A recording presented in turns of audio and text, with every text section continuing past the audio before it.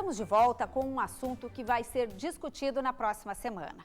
A Câmara de Vereadores de Porto Alegre vai realizar audiência pública no dia 10 de dezembro para debater o projeto de lei que institui a Zona Rural do município.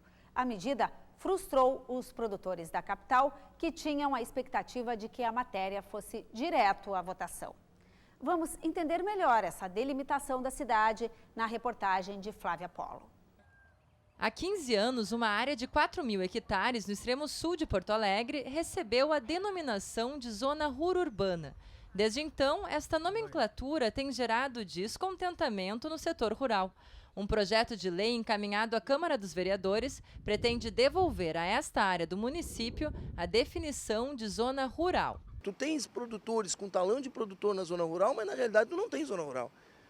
Então isso vem resolver esse tipo de problema, mas eu ainda afirmo, o nosso maior ganho com tudo isso é ecologicamente falando. O projeto de lei foi encaminhado pela Secretaria Municipal de Urbanismo e deve trazer benefícios aos produtores da região. Todas as garantias de que o produtor rural ele vai se situar numa zona rural e, em função disso, ele vai poder se registrar dentro do município, no estado, e se adequar à legislação federal para poder tirar um financiamento e, com isso, ter a sua atividade regularizada. Cerca de 750 produtores formalizados vivem na área conhecida pela produção de mais de 5.000 pés de hortaliças e quase 3.000 toneladas de frutas, além de outras utilizações deste território verde. Nós produzimos tudo hoje em Porto Alegre, tirando soja e trigo. O resto tudo tem em Porto Alegre.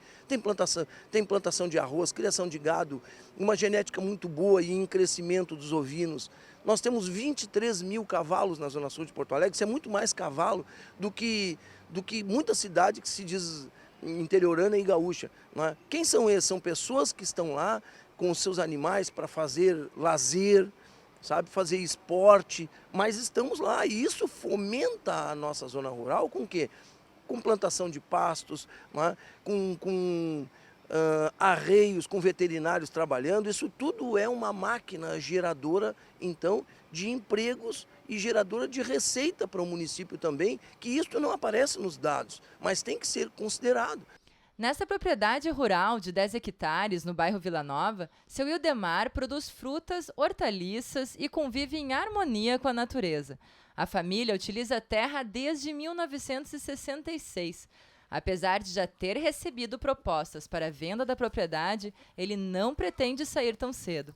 Seu receio é que a área verde seja tomada por concreto. Eu acho que vai trazer benefício pelo seguinte, porque tem muita gente que pensa em vender. Aí vem o loteamento, aí nisso já vem os roubos e coisa. Então nisso aí eu acho que vai frear um pouco essas vendas, coisas da área, né? Todos os imóveis que já estavam previstos a serem construídos na zona sul de Porto Alegre serão mantidos. A restrição aos novos empreendimentos passa a valer a partir da aprovação do projeto de lei que está tramitando na Câmara dos Vereadores. A partir deste projeto, devem ser considerada como rural toda esta área em azul, que corresponde a 8% do território de Porto Alegre. O mercado imobiliário terá que se adequar a esta nova demarcação.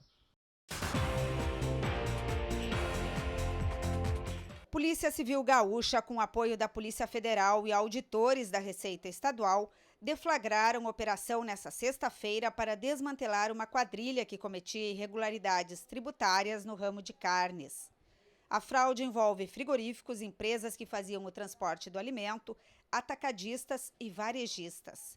Entre os crimes, a sonegação do ICMS nas operações interestaduais, uma vez que a carne vinha de outros estados.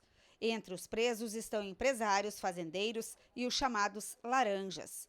Além do crime fiscal, a polícia identificou uma outra irregularidade que atinge a saúde pública. As carnes eram armazenadas de forma precária pelas empresas de transporte e também pelos estabelecimentos de varejo. A suspeita, inclusive, da comercialização de produtos fora de prazo de validade.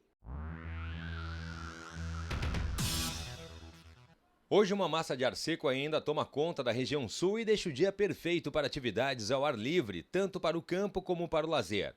As temperaturas ainda ficam baixas pela manhã na região serrana, mas já ficam mais amenas nas outras áreas. No domingo, nada muda no estado, exceto que a amplitude térmica diminui e já não faz tanto frio pela manhã.